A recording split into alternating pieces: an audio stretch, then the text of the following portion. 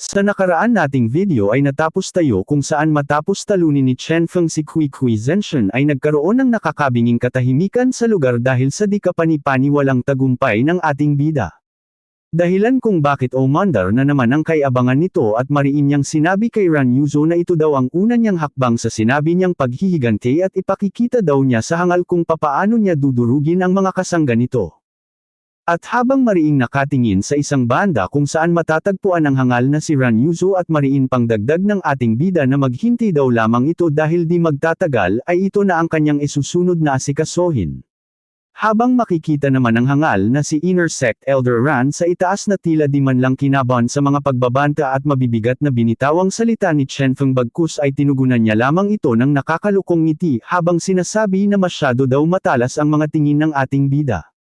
Dagdag pa nito na di daw niya sukat akalaing ang isang basurang gaya ni Chen Feng ay magagawang umangat sa miksing panahon lamang kahit na alam naman ng lahat na isa lamang itong walang silbing cultivator. Habang makikita naman ang ating bida na dahan-dahan nang bumababa sa stage kung saan una niyang napatunayan kung gaano siya kalakas sa kanyang namayapang Master Yan.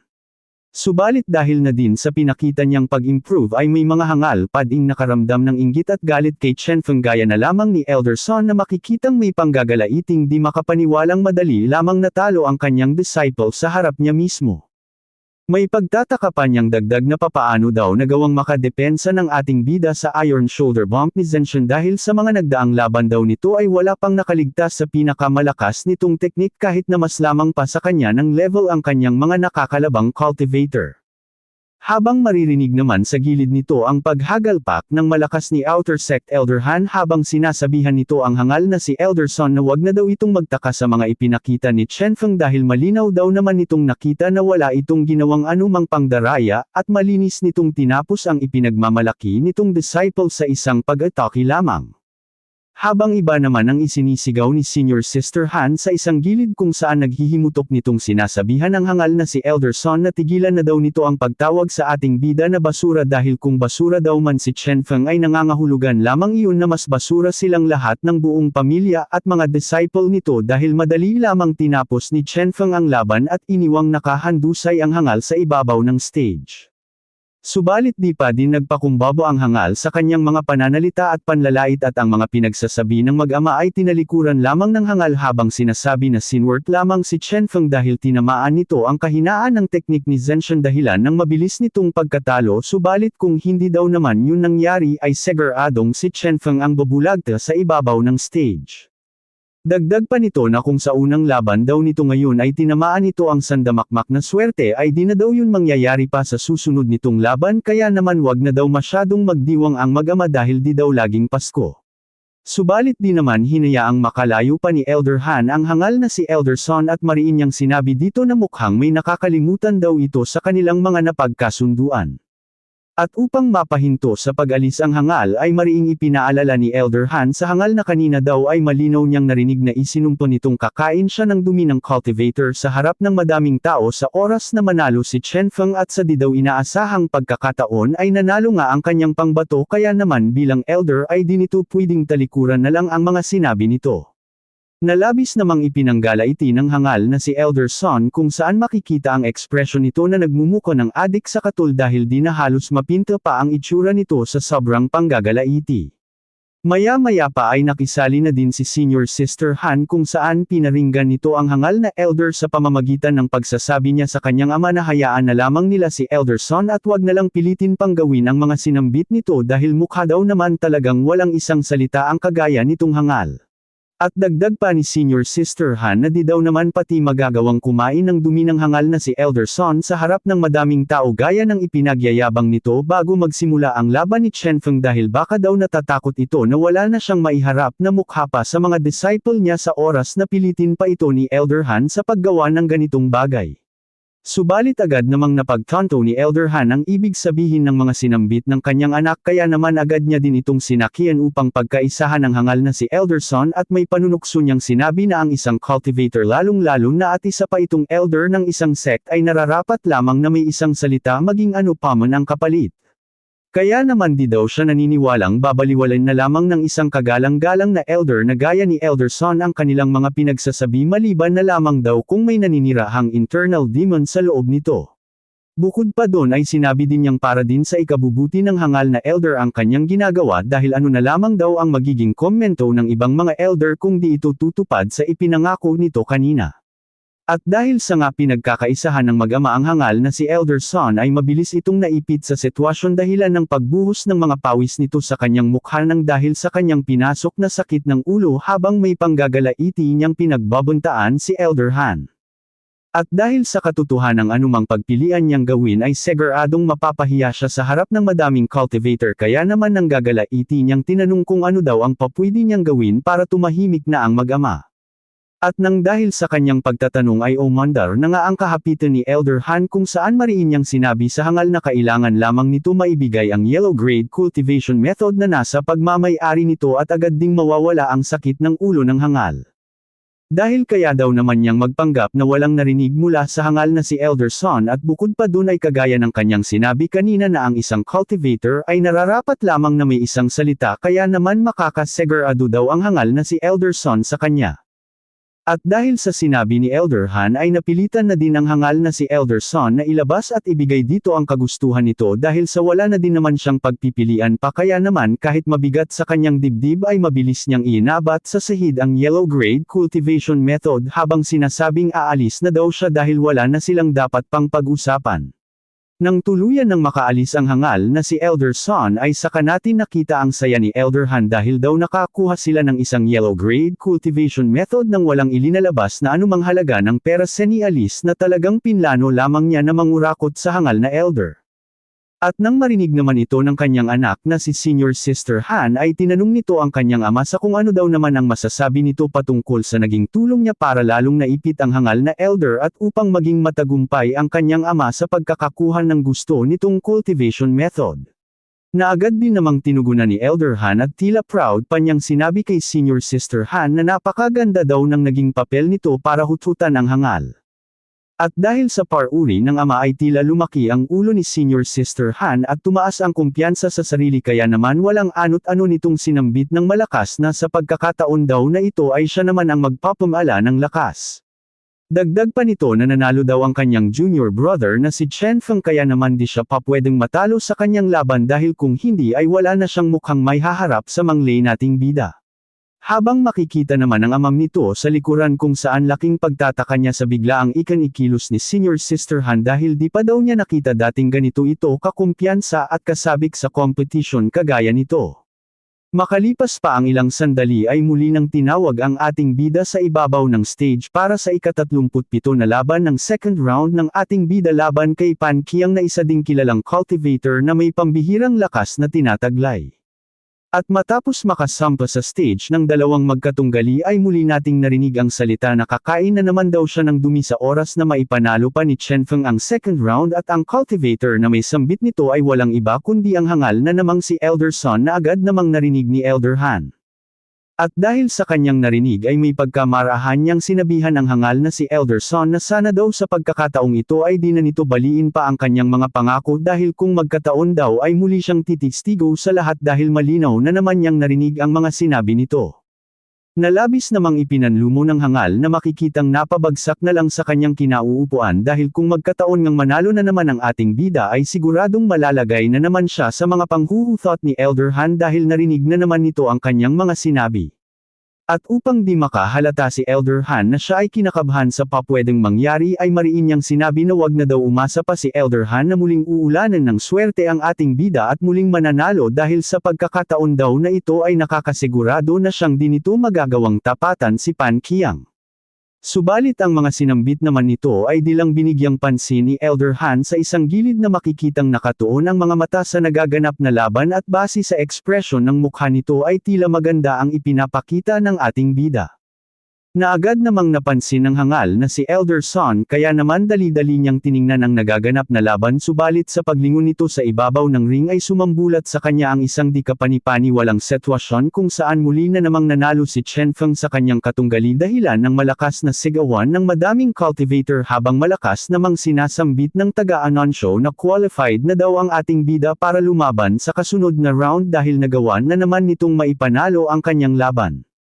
Matapos nito ay muling bumalik sa mga elder ang focus kung saan may panghahamang sinabi ni Elder Han kay Elder Son na ulitin daw nito ang sinabi niya kani-kanina lamang dahilan upang matamimi naman ang hangal na elder na di makapaniwala sa muling pagkakapanalo ng ating bida.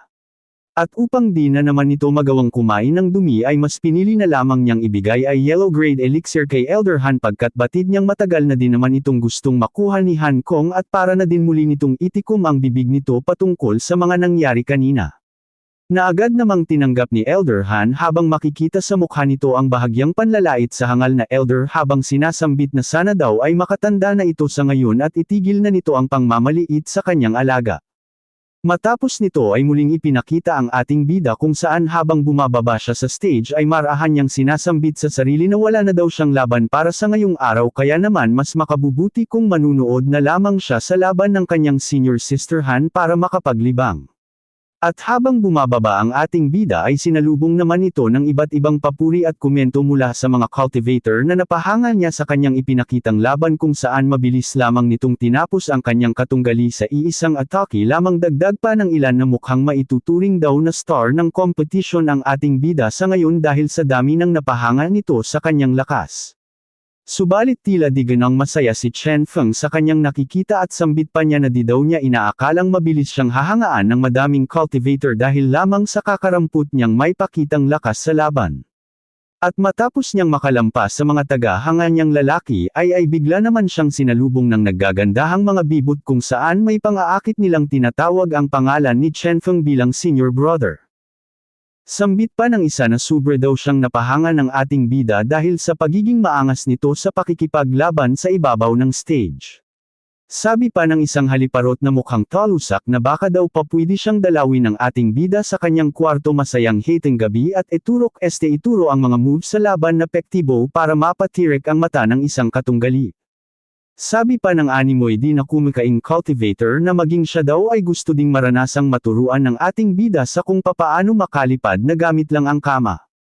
Dahilan ng pagragasa ng dugo sa ilong ng ating bida habang namumula ang mga mukha at sinasabing papayag daw naman siya sa ibang araw na magturo sa mga ito ng kanyang mga nalalaman subalit ang lahat lamang daw ng ituturo niya ay patungkol sa cultivation method at hindi sa kung ano ang iniisip nilang tatlo.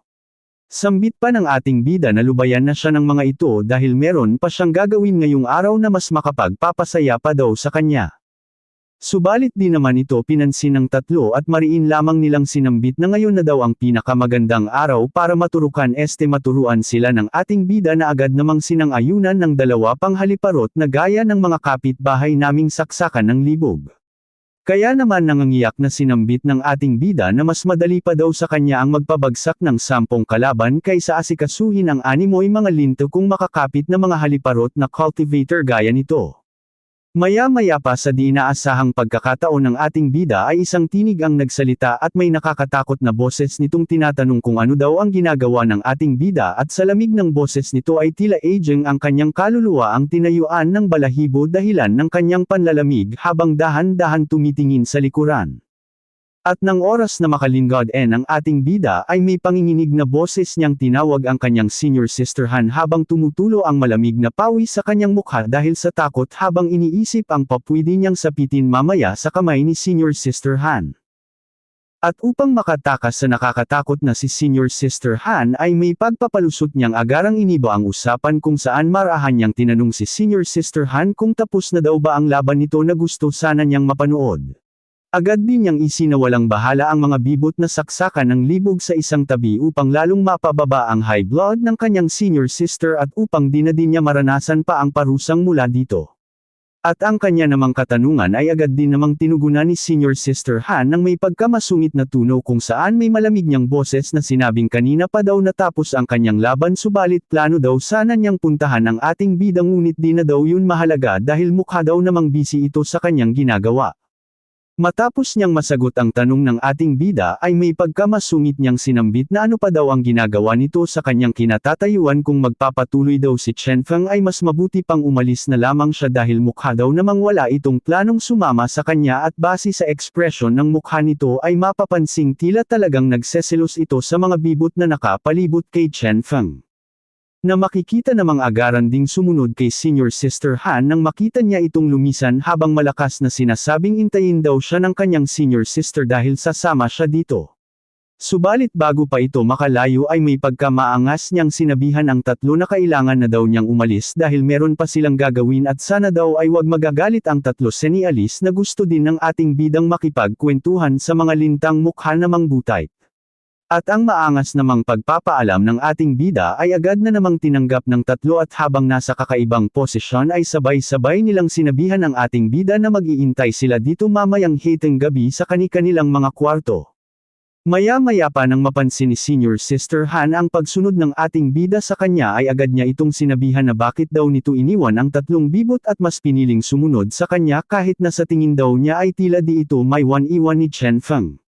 Kaya naman marahang nagpaliwanag ang ating bida sa kanyang Senior Sister na isa lamang daw iyong di pagkakaintindihan dahil matapos daw ng kanyang laban ay talagang pinlano niyang hanapin ang kanyang Senior Sister subalit habang bumababa daw siya ng stage ay agad na siyang pinalibutan ng tatlong haliparot dahilan upang di siya makaalis.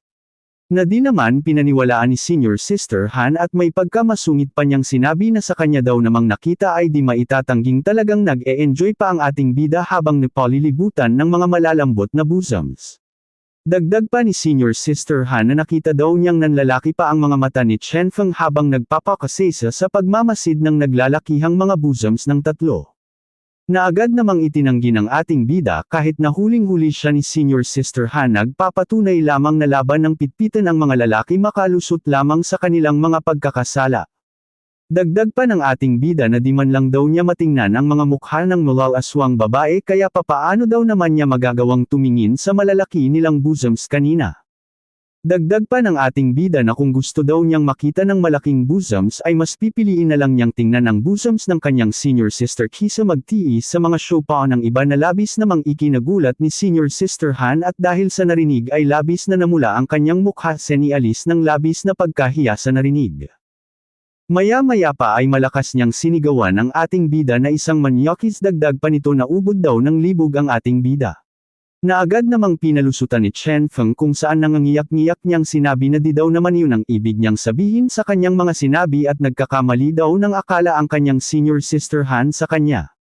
Subalit nang makatalikod na si Senior Sister Han at masiguro niyang di nakita ng ating bida ang kanyang mukha ay sa kanya lang ipinakita ang totoo niyang naramdaman at marahan pa niyang sinabihan ang ating bida na sa susunod daw ay magdahan-dahan ito sa pananalita para di siya makapag-isip ng kung ano-ano dito senialis na agad din namang niyang naunawaan ang ibig sabihin ng sinambit ng ating bida kanina.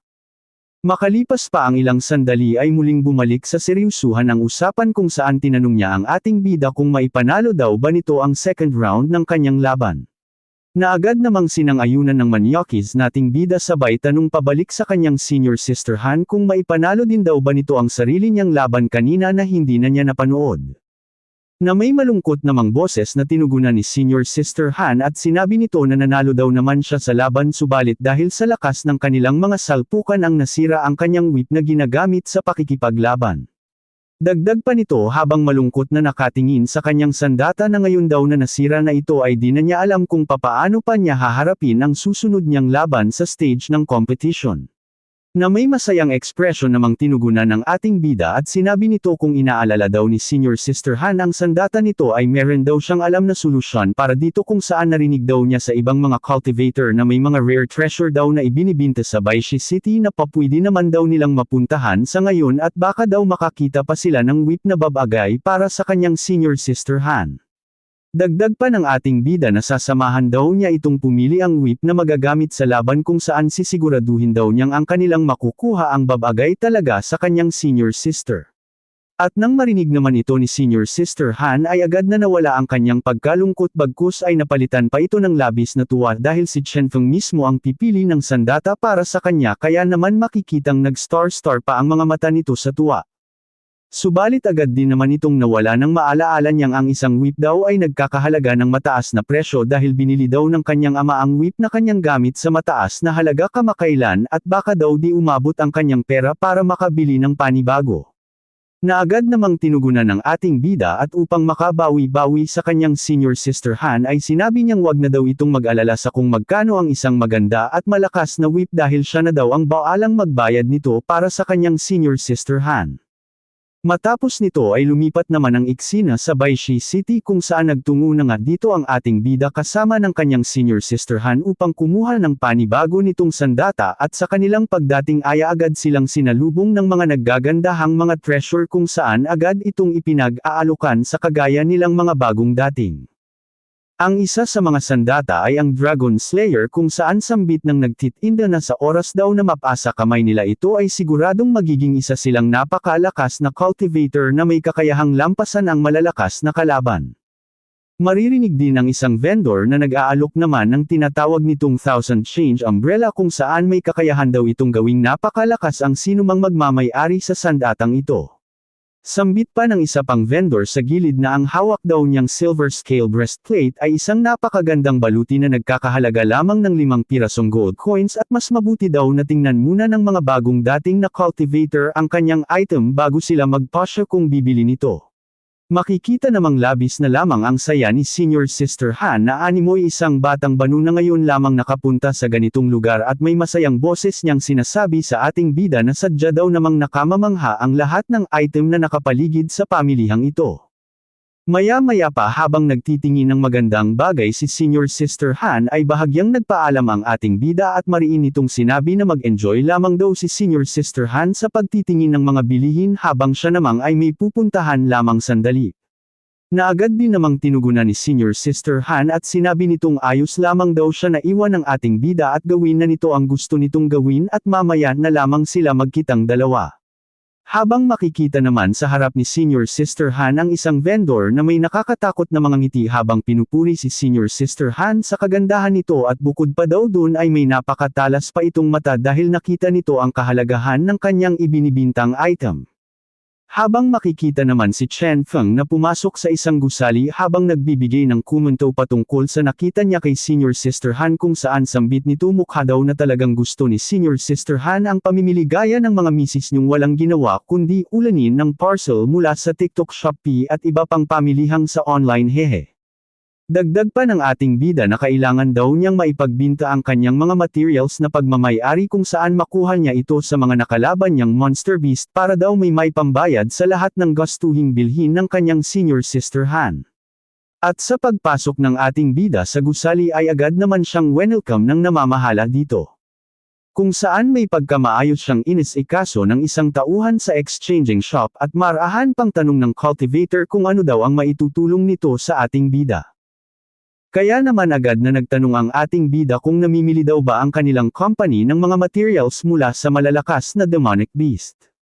Matapos nito ay muling lumipat ang eksena kay senior sister Han kung saan makikitang may hawak-hawak itong isang napakagandang bato habang sinasabing napakaganda daw naman ng item na ito na lubhang kumuha ng kanyang atensyon kaya gusto daw sana niya itong makuha.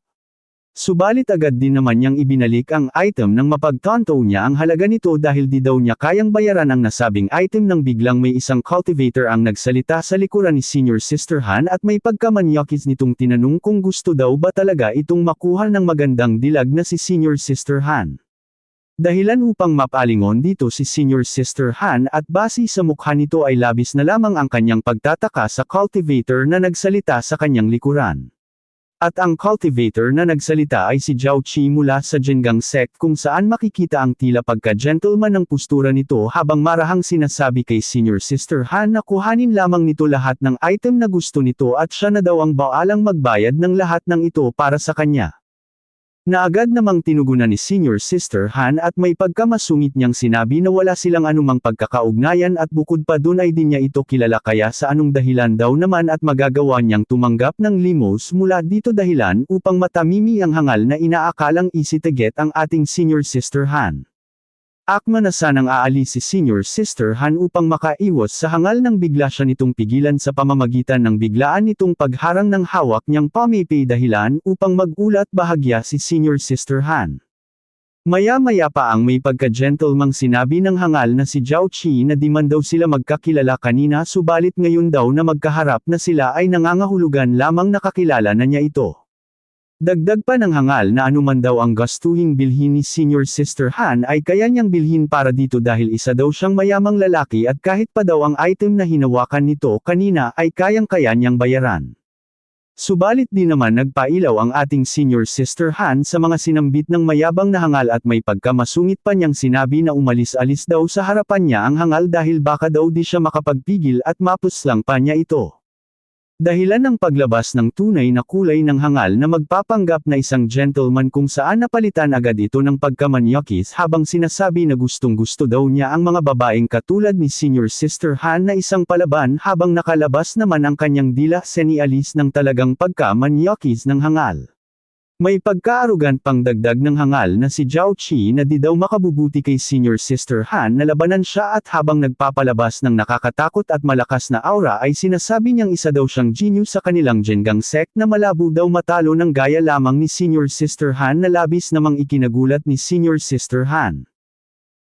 Abangan sa susunod nating video ang mga kaganapan sa pagitan ng hangal na si Zhao Qi at Senior Sister Han at bukod pa dun ay masasaksihan din natin kung papaano tuturuan ng leksyon ng ating bida ang hangal na lalaki ang saksakan ng libog.